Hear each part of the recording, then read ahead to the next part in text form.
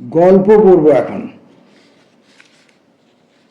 বিভূতিভূষণের গল্প, বিভূতিভূষণ বন্দ্যোপাধ্যায়ের গল্প, যদিও গল্পটির নাম গল্প নয়। সেদিন হাওড়া স্টেশনে ট্রেনে ঢুকে দেখি কামরাতে আদৌ ভিড় নেই।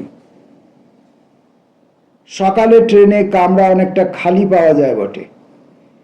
নিজের ইচ্ছাকৃত বিছানা পেতে নিয়ে বসেছি, এমন সময় একটা বৃদ্ধ মুসলমান একটি শিশুকে কোলে নিয়ে ঢুকল এবং আমার বিছানার অদূরে বসল। খবরের কাগজ পড়বার ফাঁকে খবরের কাগজের ওপর দিয়ে ওদের চেয়ে দেখলাম। এমন একটি দৃশ্য আমার চোখে কখনো পড়েছে কিনা সন্দেহ। বৃদ্ধ মুসলমান পরম যত্নে শিশুটিকে কোলের মধ্যে আঁকড়ে রেখেছে, কিন্তু শিশুটির চেহারা দেখে মনে হলো বেশি দিন পৃথিবীর আলো বাতাস ওকে ভোগ করতে হবে না। শুধু কখানি হাড়ের উপর চামড়া দিয়ে ঢাকা, মাংস আদৌ নেই বললেই হয়। সেই জন্যে হাঁটুর ও পায়ের নিচের চামড়া কুঁচকে জড়ো হয়ে গেছে।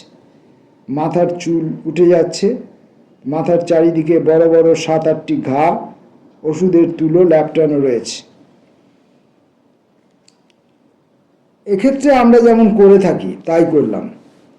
কড়া সুরে বললাম, সরে বসো না বাবু, একেবারে ঘাড়ের উপরে কেন? গাড়িতে যথেষ্ট তো জায়গা পড়ে রয়েছে। বৃদ্ধ মুসলমানটি আমাকে বলতে পারত অনায়াসেই, কেন মশাই, আপনার বিছানাতে তো আমি বসিনি, তফাতেই বসে আছি। তবে সরে বসতে বলছেন কেন? টিকিট করে আপনিও যাচ্ছেন, আমিও যাচ্ছি, আপনি সরে বসতে বলবার কে? কিন্তু এক্ষেত্রে যেমন সাধারণত হয়ে থাকে, লোকটি সরে বসল। আমি আবার আমার খবরের কাগজে মন দিলাম। একবার গাড়িতে ফেরিওয়ালা উঠে বিস্কুট ফেরি করতে লাগলো। মুসলমানটি শিশুকে 2খানা বিস্কুট কিনে দিলে, আর একবার তাকে চানাচুর কিনে দিলে। আমার মনে হলো, আবার নিজের ছেলে হলে তাকে এই রুগ্ন অবস্থায় আমি কি বিস্কুট চানাচুর খাওয়াতাম? কিন্তু মুখে কোনো কথা বলিনি। যা খুশি করুক, আমার বলবার দরকার কি? একবার চেয়ে দেখি আমার বিছানার কাছে এসে বসলো কিনা। কি কুশ্রী কদাকার হয়েছে দেখতে ছোট ছেলেটা। ইতিমধ্যেই অনেকক্ষণ কেটে গিয়েছে, গাড়িতেও লোকজনের যথেষ্ট ভিড় হয়ে গিয়েছে। হঠাৎ আমার কানে গেল একটি ছোট মেয়ের স্নেহময় স্বরে কে যেন বলছে, এই বিস্কুটগুলো তেমন মিষ্টি নয় বলে খোকা খাচ্ছিল না, এখন দেখো কেমন খাচ্ছে। না মা, দেই। কেমন হাত দিয়ে মুখে তুলে কুটুর কুটুর কাটছে। এমন ধরনের কথা এবং এমন ধরনের সুর আমার কাছে অত্যন্ত পরিচিত বলেই প্রথম ওই কথাটা আমার অন্যমনস্ক মনকে আকৃষ্ট করে। আমাদের ছোট্ট খোকাটি যখন তার মামার বাড়ি যায়, তখন তার ছোট মাসি ও মামাতো বোনেরা এমনই স্নেহমাখা আগ্রহ নিয়ে খোকার প্রত্যেকটি তুচ্ছ কাজ এবং অকাজ লক্ষ্য করে এবং ওই রকম সুরে সহর্ষ মন্তব্য করে। সোজা হয়ে উঠে বসে ভালো করে চেয়ে দেখলাম, ইতিমধ্যে কখন 2টি স্ত্রীলোক এসে গাড়িতে ঢুকেছিল আমি লক্ষ্য করিনি। একটি তরুণী বধূ, মলিন শাড়ি পরনে, রুক্ষ চুল, মুখশ্রী সুন্দর, চোখ দুটিতে পল্লী প্রান্তের শান্ত অবসর। বধূটির পাশে আধা বয়সী একটি থান পড়া স্ত্রীলোক, কিন্তু এর রং কিছু ফর্সা, তরুণীটির রং কালো। দুজনেই থলে নিয়ে চলেছে এই ট্রেনে চাল আনতে। এরা সম্ভবত উঠেছে বাগনান স্টেশনে, যাবে বোধহয় ঝাড়গ্রামে। প্রত্যেক স্টেশনেই দেখেছি চাল আনবার জন্যে পল্লীর গরিব মেয়েরা ভিড় করে উঠেছে। কোথা থেকে এরা চাল আনে তা ঠিক বলতে পারবো না। এরা দুটিও সেই দলের লোক। এদের সঙ্গে 8-9 বছরের খাটো কাপড় পরা খুকিটি বোধহয় আধা বয়সী স্ত্রীলোকটির মেয়ে। তরুণী বধূটি জিজ্ঞেস করছে বৃদ্ধ মুসলমানটিকে, সেখানে তারা বুঝি রাখলে না? এদের আগের কথাবার্তা আমি শুনিনি। কারা রাখলে না, কোথায় রাখলে না, এসব কথা নিশ্চয়ই আগে হয়ে গিয়ে থাকবে। বৃদ্ধ বললে, না গো, তাই তো একে নিয়ে যাচ্ছি। মা কতদিন মারা গিয়েছে বললে? তা তখন 7 মাসের। শুনে মেয়ে দুটি পরস্পরের মুখের দিকে চাইলে। তরুণীটি বললে, আহা।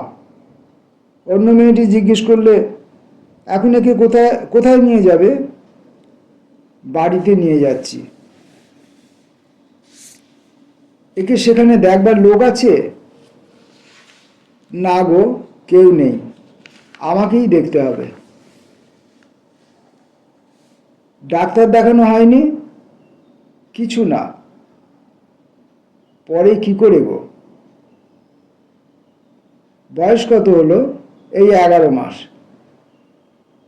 আহা, শরীরে শুধু হাড় আর চামড়া সার হয়েছে। তার নসিবের দোষ, কি করব?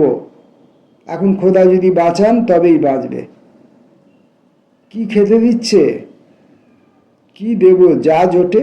আমি একা মানুষ বলেই তো কলকাতায় ওদের ওখানে রেখেছিলাম। এমন হাল করবে তা কি করে জানবো? করে এখন খবর দিয়েছে, নিয়ে যাও। ঠান্ডা মোটেও লাগিও না, বৃষ্টি হচ্ছে, জানালাটা বন্ধ করে দাও।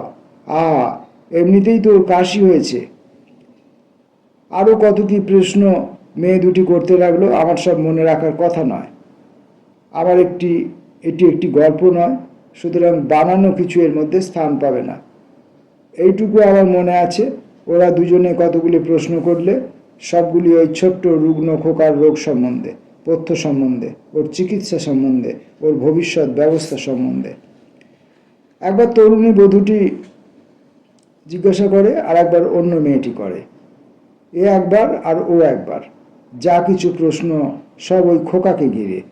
আর ওদের চোখ, বিশেষ করে সেই তরুণী বধূটির চোখ, অদ্ভুত স্নেহঝরা দৃষ্টি। একবার খোকা হাঁচল।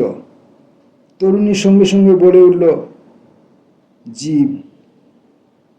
আমার অন্যমনস্কতা চলে গিয়েছে ততক্ষণ। আমি বিস্মিত হয়ে উঠেছি।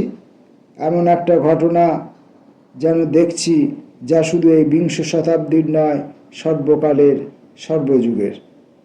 মানুষের প্রতি মানুষের হিংসায়, শঠতায়, নিষ্ঠুরতায়, স্বার্থপরতায়, ঈর্ষায় যে 20 শতাব্দীর নবমণ্ডল আজ ধূম মলিন, যে 20 শতাব্দীতে আছে শুধু অর্থের আদর, সেখানে এই ময়লা শাড়ি পরনে দরিদ্রা পল্লী বধূটি তার করুণাময়ী সঙ্গিনী এক নতুন বার্তা শুনিয়ে দিল।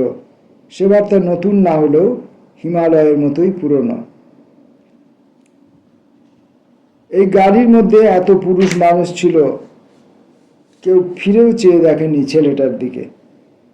সনাতনী মাতৃরূপী নারী দুটি এসে এই মাতৃহীন মৃত্যু পথযাত্রী শিশুকে মাতৃস্নেহের বহু পুরাতন অথচ চিরনিতন বাণী শুনিয়ে দিলে। সেদিন সে ট্রেনের মধ্যে গুটি কয়েক ক্ষণের জন্য 20 শতাব্দী ছিল না। সমাজদ্রোহী, কালোবাজার, পুষ্ট, লোভী 20 শতাব্দী ছিল সেই অমর মাতৃলোক, বিশ্বের সমগ্র জীবজগৎ যার করুণা ধারায় বিধৌত। পাঁশকুড়া স্টেশনে বধূটি ও তার সঙ্গিনী ট্রেন থেকে নেমে গেল। সুতরাং বোঝাই যাচ্ছে এটি কোনো গল্প নয়। ট্রেনের মধ্যে যাত্রাপথে একটা দৃশ্য, যে দৃশ্যটি আপাতভাবে সুন্দর নয়, সেটি প্রত্যক্ষ করেছিলেন লেখক। এবং তারপরে দুই মাতৃহৃদয়ের ভেতর থেকে সেই অসুন্দর পরিস্থিতিটির মধ্যে, পরিবেশটির মধ্যে, সেই রুগ্ন মৃত্যুপথযাত্রী শিশুটির প্রতি তাদের ভেতরকার যে সৌন্দর্য বেরিয়ে এসেছিল, সেই সৌন্দর্য তখন সেই জায়গাটিকে সুন্দর করে তুলেছিল। এটাই লেখকের উপলব্ধি বলে আমার মনে হলো।